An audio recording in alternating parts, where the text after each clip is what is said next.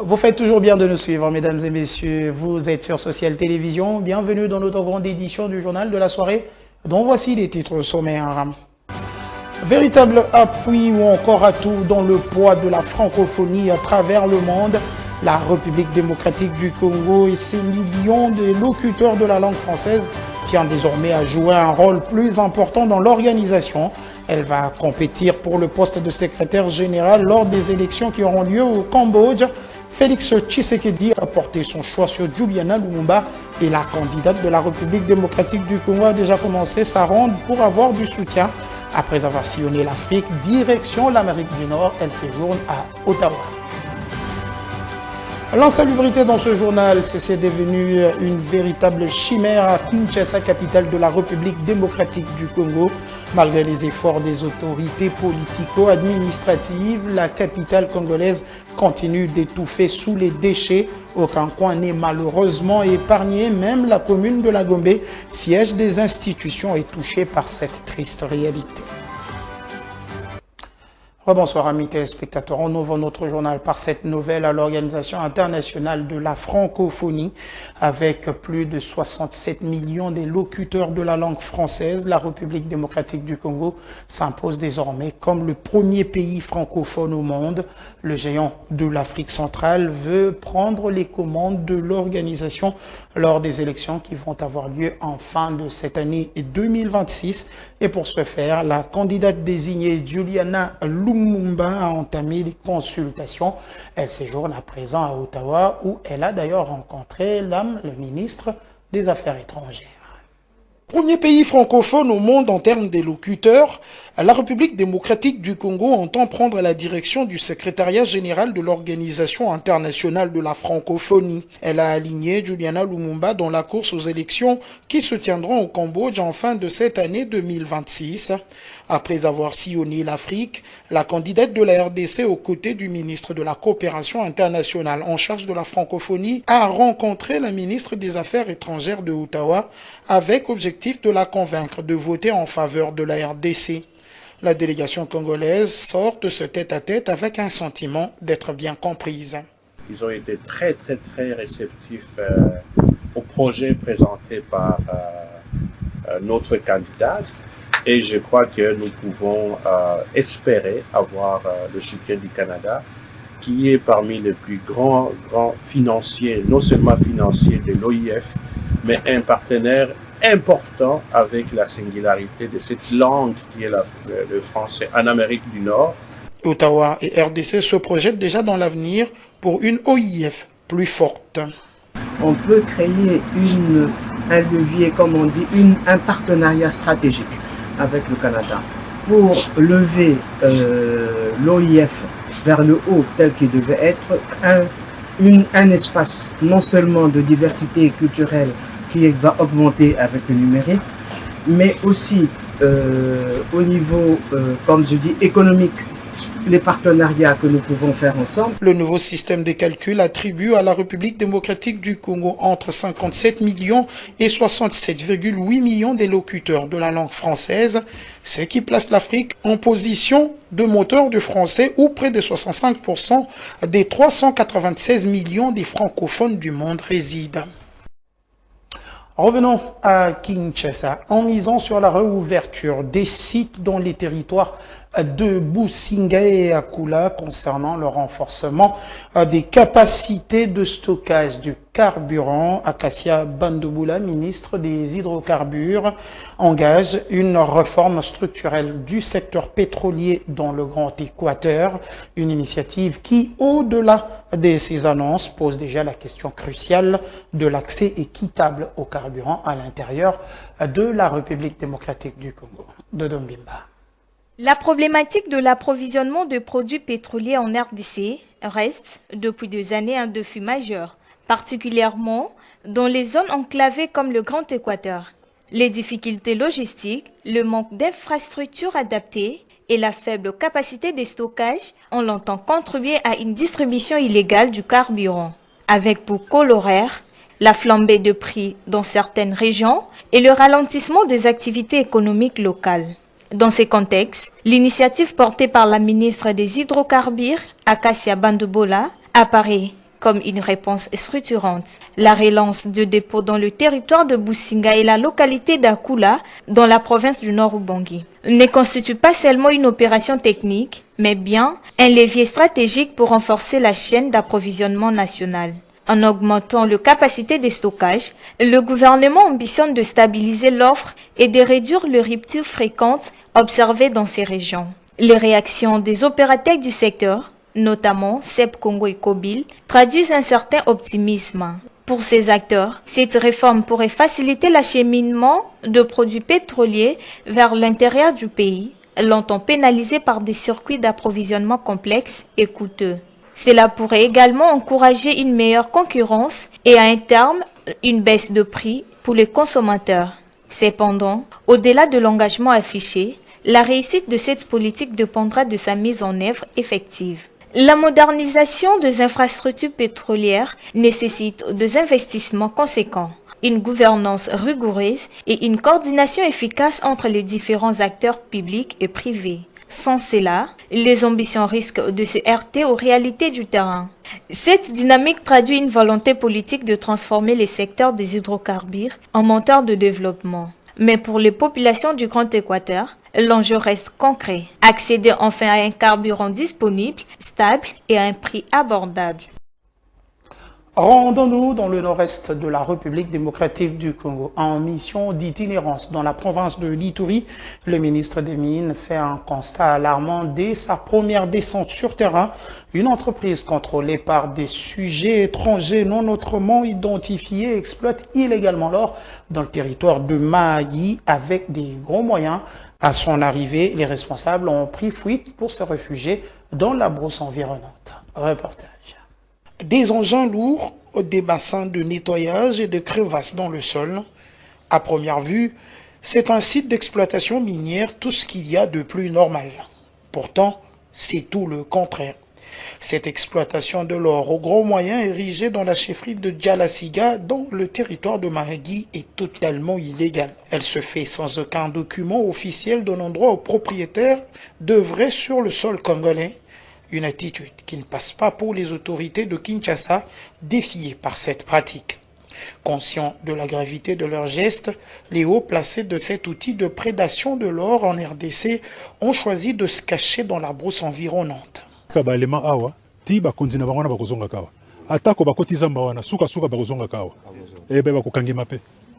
Et puis tous ces engins, de la même manière que j'ai dit là-bas, nous sommes sur le territoire. Camions, engins, tout ce qui est engins roulants, tout le territoire est au fond de la Kuna. Je vois de mauvaises routes. Je ne vois pas d'école moderne, je ne vois pas de centres médicaux modernes, je ne vois rien ici. Mais je peux vous dire que ce qui sort ici, je suis ingénieur, c'est beaucoup d'argent qui sort ici. Pourquoi nous permettons ça? Ceci découle de la première descente du ministre des Mines dans la province de l'Ituri pour une réévaluation complète du fonctionnement du secteur minier dans cette partie nord-est de la République démocratique du Congo. Ouvrons le volet sécuritaire. À la veille de son déplacement jusqu'à Badolité, le vice-premier ministre de l'Intérieur, Jacquemain Chabani-Louko, a échangé avec le caucus des députés nationaux du Nord-Ubangi, une démarche de concertation saluée, mais qui soulève déjà très rapidement des fortes attentes sur le plan des défis sécuritaires, mais aussi sociaux qui persistent dans la province. Plus de précision avec Dodom Bimba. La rencontre entre le vice-premier ministre Jacquemain Chabani-Louko et le caucus des élus du Nord-Ubangi, conduit par Dongoyemo Mobutu, s'inscrit dans une logique désormais assumée par l'exécutif, celle d'une gouvernance de proximité fondée sur l'échange avec le représentant du peuple. En amont de son itinérance à Badolité, cette consultation apparaît comme un passage stratégique pour cerner les réalités locales avant toute action sur terrain. Au cœur des discussions, les enjeux sécuritaires et sociaux fragilisent la province, notamment la question sensible de la présence de Mbororo, ces peuples de pasteurs nomades en provenance du Centrafrique. Le caucus Nord-Ubangi, avec le vice-premier ministre, ministre de l'Intérieur, décentralisation, il nous a conviés pour nous annoncer que dans ses prérogatives en tant que ministre, il avait prévu dans son cahier de charge une itinérance sur toute l'étendue de la République démocratique du Congo. Et cette fois-ci, c'est le tour de la province du Nord-Ubangi. Raison pour laquelle il a voulu, dans sa démarche, associer les élus que nous sommes afin que nous puissions être avec lui et travailler ensemble pour le bien de nos populations. Et éventuellement, cette itinérance aura plusieurs volets. Il y aura une formation des acteurs de la territoriale et il y aura aussi des consultations populaires. Donc, il nous avait réservé cette primeur, c'était l'essentiel. Et avant que nous puissions faire une descente, nous allons constituer un petit cahier de charges qui sera aussi à côté des activités qu'il pourra mener sur terrain. C'est une marque de considération et on le sait bien que le fonctionnement de l'État est un engrenage, c'est-à-dire l'exécutif a besoin du législatif pour bien faire fonctionner les choses. Et nous, en tant qu'élus, nous sommes en contact permanent et direct avec nos populations.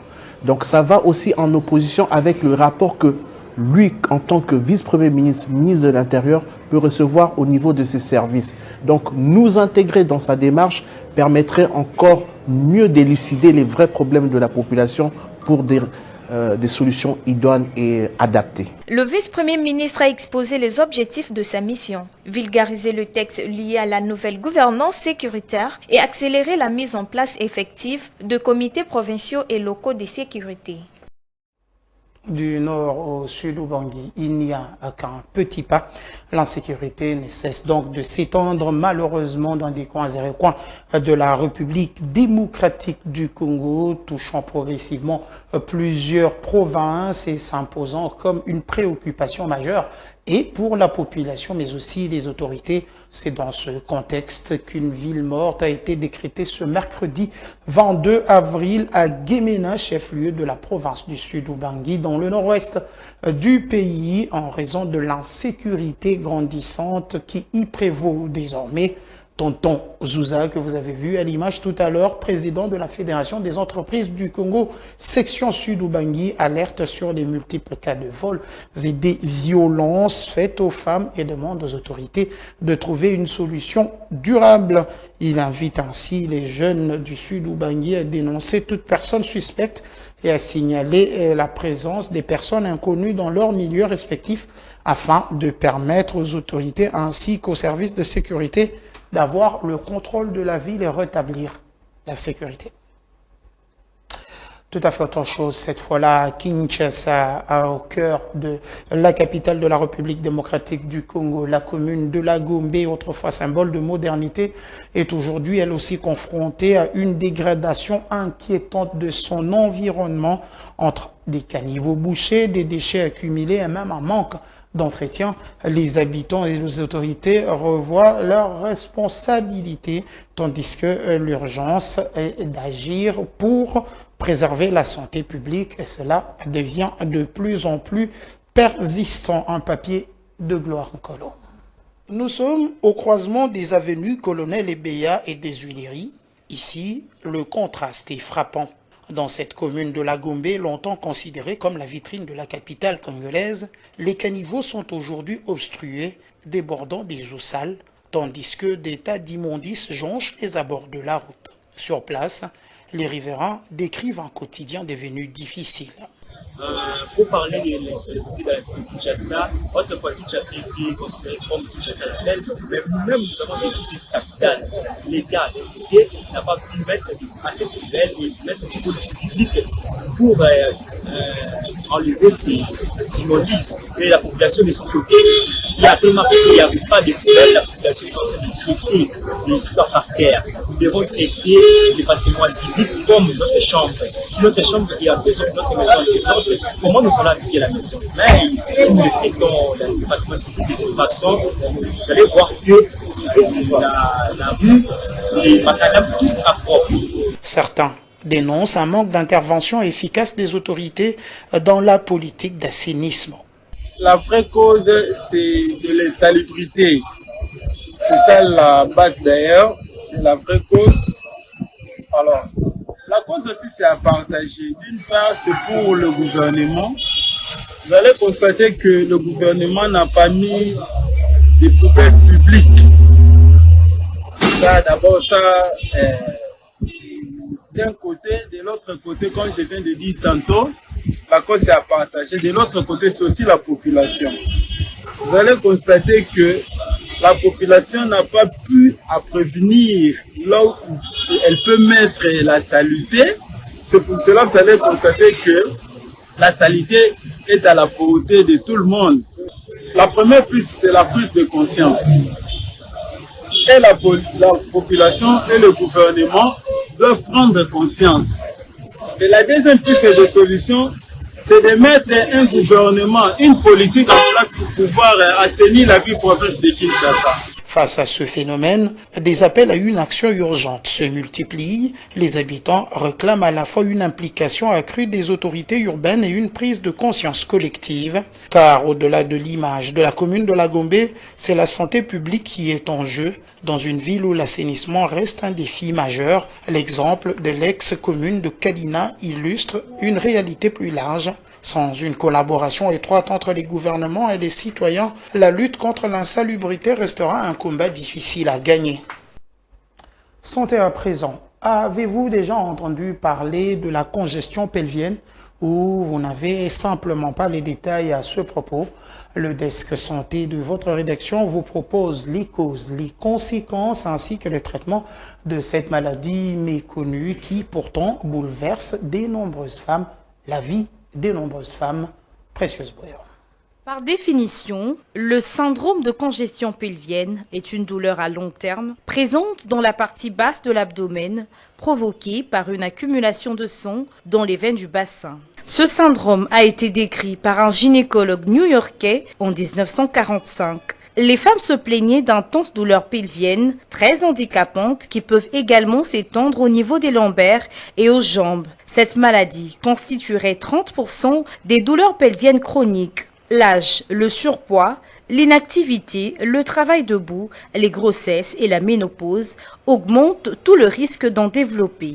Il y a aussi le risque de phlébite ou caillot qui est une complication grave des varices. Lorsque la varice s'aggrave, des taches peuvent apparaître sur la peau à cause du fer contenu dans le sang. Ces taches peuvent annoncer la formation d'un ulcère variqueux, une rupture ou une phlébite. Les symptômes de cette maladie peuvent être extrêmement variables et l'intensité de la douleur due au phénomène inflammatoire de ces varices varie selon leur localisation. Autour des ovaires, cela provoque des douleurs et des pesanteurs plutôt en période de règles ou d'ovulation. Autour de la paroi vaginale, des douleurs pendant ou après les rapports sexuels. Autour de la vessie, des pseudocystites, autour du rectum, des hémorroïdes et des douleurs d'ordre digestif. En ce qui est du traitement de cette maladie veineuse, elle débute par la prise d'un anti-inflammatoire non stéroïdien ou la phlébotonique permettant de soulager les douleurs pelviennes. Toutefois, le traitement médical montre parfois des limites. Il faut alors envisager une intervention de chirurgie veineuse pour empêcher le sang de s'accumuler au sein des varices. Le chirurgien vasculaire pourra envisager plusieurs techniques d'intervention, notamment l'embolisation de la veine ainsi que la sclérothérapie. Signalons qu'il existe aussi des moyens naturels pour détendre cette région du corps en cas de contraction prolongée. Parmi ces remèdes, on retrouve l'huile essentielle de citronnelle de Java et ses vertus anti-inflammatoires percutanées puissantes. Plus jamais seul.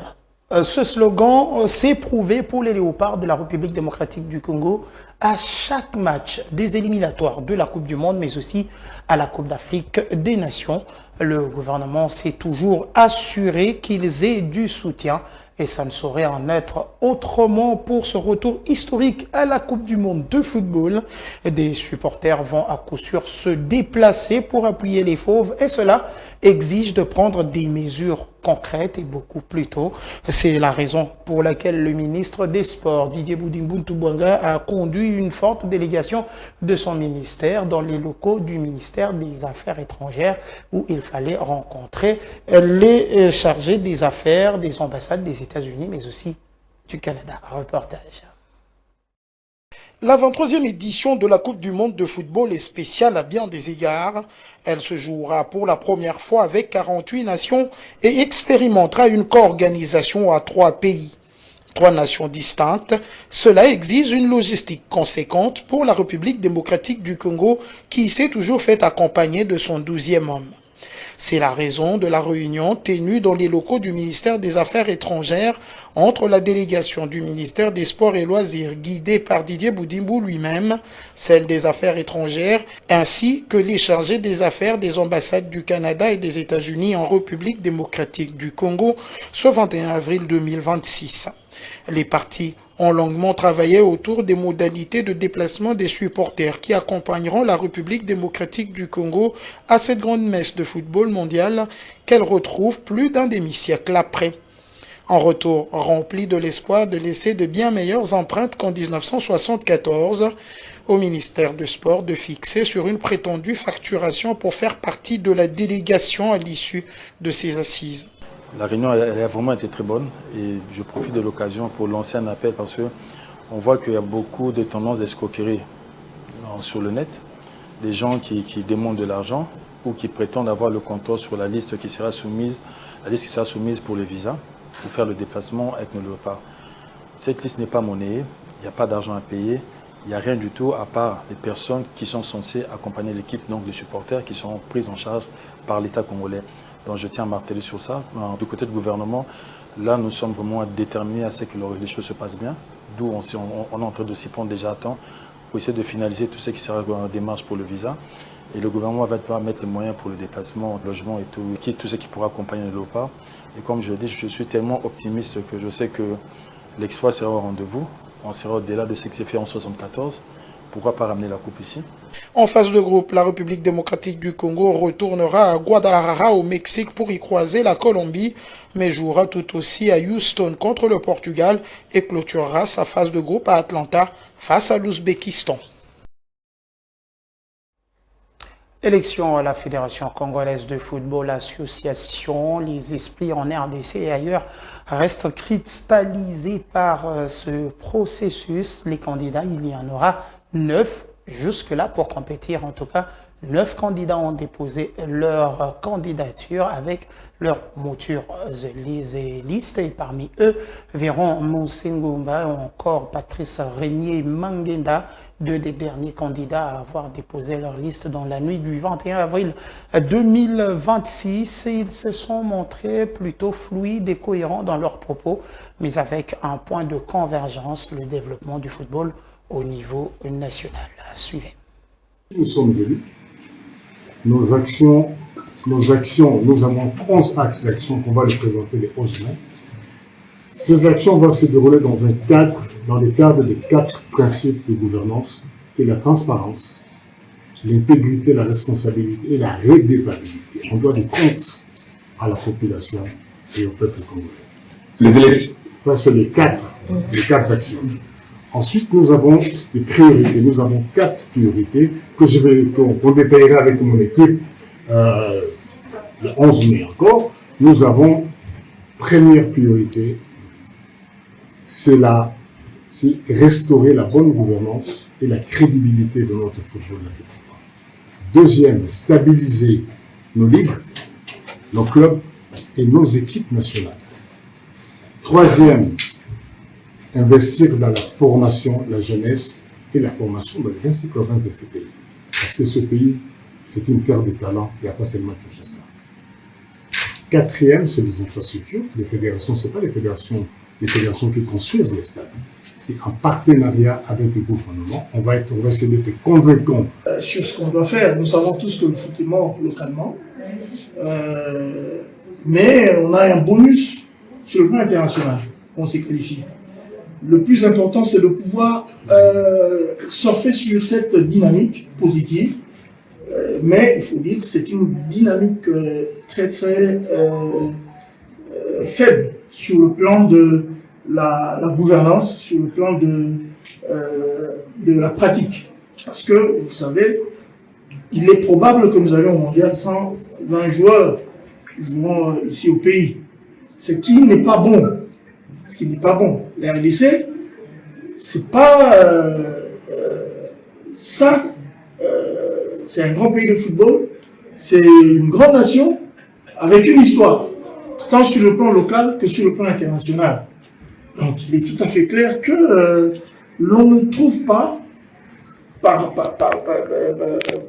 exemple, des joueurs de V-Club, de Mazembe, de Lupopo, de Dering, de je ne sais quel club, qui sont connus sur le plan international. Vous allez partout ailleurs, on connaît ces clubs-là et on vous demande qu'est-ce qu'ils sont devenus. Fin complète de cette édition du journal. Mesdames et messieurs, merci à vous de nous avoir suivis. On se retrouve très prochainement pour un autre point d'actualité. Il a été réalisé par Rodrigue Kikunzu grâce évidemment à l'appui technique de José Andia. Et pour ce qui en est de l'édition, elle était assurée par Gloire Nkolo et Dodo Mbimba. Portez-vous très très bien chez vous.